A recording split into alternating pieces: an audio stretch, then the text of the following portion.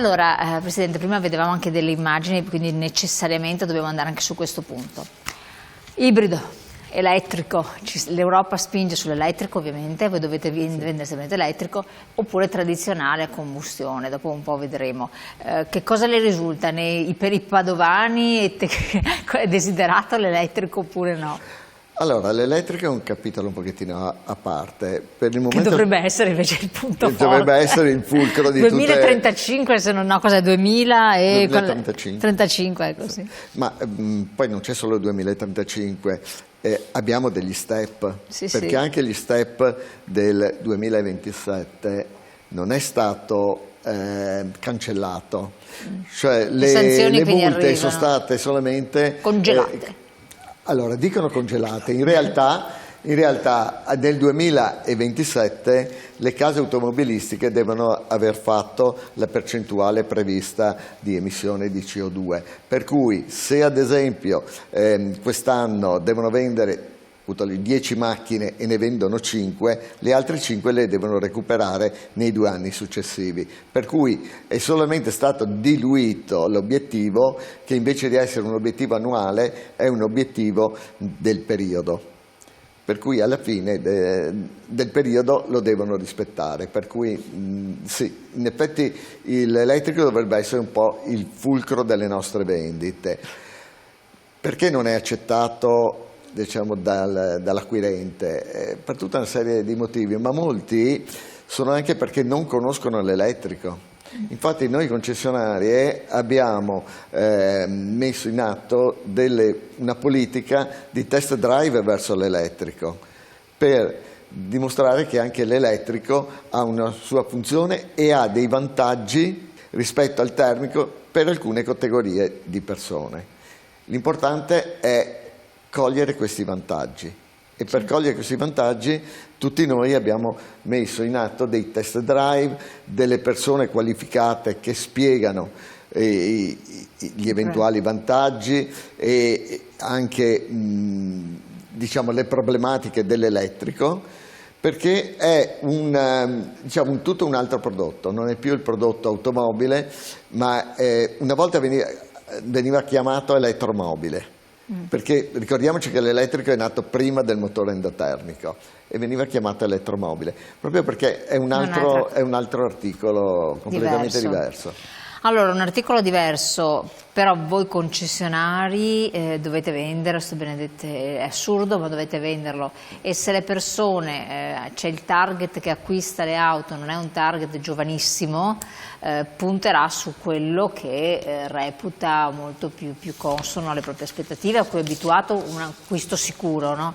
Quindi per quello forse che l'elettrico anche in Europa non va da noi, non va neanche in Europa. È arrivato un messaggio, mi hanno proposto un'utilitaria elettrica, non dico la marca, a ben 32.000 euro, ma siamo impazziti? Questa è un po' la risposta. E tra l'altro una volta si pensava all'elettrico risparmio, perché era quello il discorso, non inquino e risparmio, adesso invece spendo di più e non risparmio niente perché l'energia elettrica, caspita, ce la fanno pagare oro, per cui. Sì, allora diciamo che la macchina elettrica, l'auto elettrica è sicuramente un'innovazione ed è comunque un'auto che ha dei costi superiori ad una macchina endotermica. Ma questo è importante quello che avete detto, perché finalmente viene sancito un dato di fatto. Ma voglio dire, non è che hanno dei costi superiori, però è anche vero che oggi sul mercato sono arrivate delle auto che costano attorno ai 25-30 mila euro elettriche. Allora, se una volta andavamo a vedere di un'auto elettrica e costava 40, 45, 50, è anche vero che oggi abbiamo dei minori costi avendo delle auto comunque elettriche performanti. Cosa fare? Io dico sempre no al cliente, cosa fare? Compriamo l'ibrido, compriamo l'elettrico, compriamo il benzina o torniamo a comprare il diesel? Allora, consideriamo innanzitutto che il mercato è formato da un 55% del mercato è fatto da privati, e di questi privati o di questo mercato comunque il 23% è fatto da benzina, il 10-11% da diesel, e la maggior parte del mercato, per arrivare poi, a parte un po' di GPL, di metano di elettrico che è al 5,3%, cresciuto di un punto rispetto al 4,2% dell'anno scorso. Il resto del mercato è fatto di ibrido. Quindi io dico, cosa comprare? Indubbiamente per questo momento di transizione è da comprare un ibrido, però non trascuriamo l'idea dell'elettrico ad un prezzo corretto, perché l'elettrico, se uno lo usa attorno, diciamo così, alla città, o comunque nell'Interland, o comunque non facendo il rappresentante di commercio o l'imprenditore che diciamo così usa l'auto per lavorare. Quindi rappresentante di commercio no, imprenditore che viaggia no, perché ovviamente esatto, si trova però difficoltà chi nella usa ricarica. la macchina in città assolutamente sì, quello potrebbe essere un'idea da valutare, quindi un utilizzo in home, insomma, in qualche modo, cioè in ambito ristretto, questo può essere interessante. Parliamo anche delle colonnine di ricarica. Secondo voi com'è la situazione? Leggo il messaggio: come per tutte le cose cinesi credo che bisogna diffidare anche per le auto. Vabbè. È bene che ci siano per poter calmierare i prezzi del mercato, ma l'auto deve essere sicura perché in auto si muore. Verissimo, non so quanto possa calmierare, perché voi avete detto quelli sono i prezzi, perché l'auto è iper ormai tecnologica e molto costosa, quindi ai noi, non so quanto calmieri. Le dicevo, le colonnine queste benedette colonnine di ricarica, secondo voi addetti ai lavori, sono sufficienti? Ce la faremo a sopperire un bisogno? E come? Perché se poi dobbiamo utilizzare per la ricarica colonnine elettriche che si alimentano a fonti fossili. Allora guardi, io personalmente uso un'auto elettrica. Uso un'auto elettrica e devo dire anche che mi trovo bene, tutto sommato.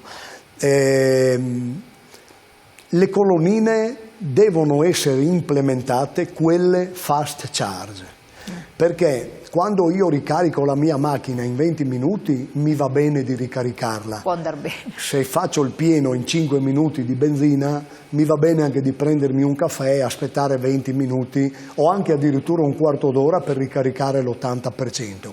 Quindi dobbiamo implementare le colonnine di ricarica veloce. Queste saranno il futuro per l'auto elettrica. Ma costa di più? Beh, allora costa di più. Diciamo che a livello di costi l'energia dovrebbe diminuire, perché adesso dipende dove uno carica la macchina, perché ha la sua azienda magari spende un po' meno, se va a caricarla in autostrada spende un po' di più, se va nella colonnina dipende da quale comune, dipende da quanto costa l'energia, però diciamo che comunque l'energia è sicuramente un costo. È un costo che abbiamo tutti nelle aziende, che ha l'utente che va a caricarsi la macchina elettrica, però diciamo che poi alla fine consumiamo anche meno, perché io li faccio spesso questi calcoli. Se vado con l'auto elettrica e vado con la stessa auto a benzina consumo di più a livello economico. Ecco, spendo di più. Quindi bisogna dare un po' di fiducia all'auto elettrica. Ripeto, dobbiamo metterci in testa che comunque la transizione, il futuro sarà quello. Ecco, ma non ci sono altre, si è parlato di nuovo auto idrogeno, altre sperimentazioni, la Toyota se non hai, penso, e anche la Mazda stanno puntando su altre soluzioni. L'auto non è più un feticcio da mostrare, anzi con tutti questi discorsi del Green Deal sembra un mostro antiecologico. Ecco, cioè, ci sono delle marche che stanno facendo dei ragionamenti che vanno oltre l'elettrico. Sì, ma siamo ancora lontani, cioè quando noi parliamo di idrogeno, consideri che la BMW per esempio l'idrogeno l'aveva inventato già credo 20-25 anni fa, ma il problema dell'idrogeno è che comunque ancora costa caro.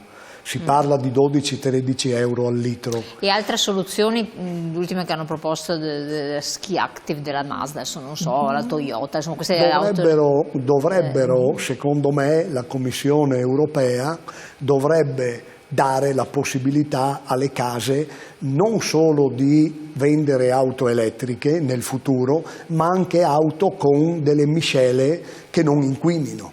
Quindi dei carburanti sintetici, dei carburanti diversi che possono inquinare molto meno. Però già adesso le macchine hanno un abbattimento, la D-Blu che devi mettere, abbatte questo, cioè, i motori sono, come dicevi, ormai siamo arrivati a dei livelli tali per cui non inquinano più tanto, però se noi abbiamo un parco auto vecchissimo, perché poche sono le auto nuove, gioco forza che ci troviamo inquinati, per non parlare di mezzi pesanti, e quello apre un altro capitolo. apriamo un altro capitolo. È tutto un altro capitolo, un altro mercato. Però esiste. Però una cosa, avevo visto, volevo rispondere dei 32.000 euro per una vettura usata elettrica. Noi ci dimentichiamo che l'auto si è spostata su un livello superiore, per cui bisogna lì vedere che tipo di auto, che tecnologia ha.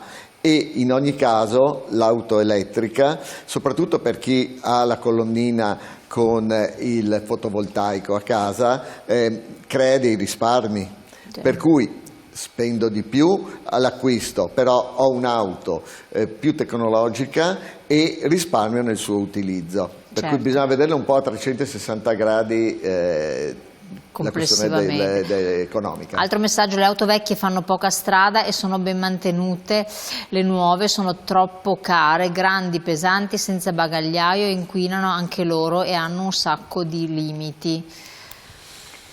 Vabbè, queste sono valutazioni dei telespettatori. Sì, anche qui bisogna vedere un attimino che tipo di esigenze, perché dobbiamo rapportare l'auto all'esigenza del consumatore. Certo, assolutamente. Cioè l'esigenza e l'utilizzo, e anche per quanto riguarda l'auto elettrica, perché se io vivo a casa e ho la produzione di energia elettrica tramite il fotovoltaico, ho dei vantaggi economici notevoli. Assolutamente.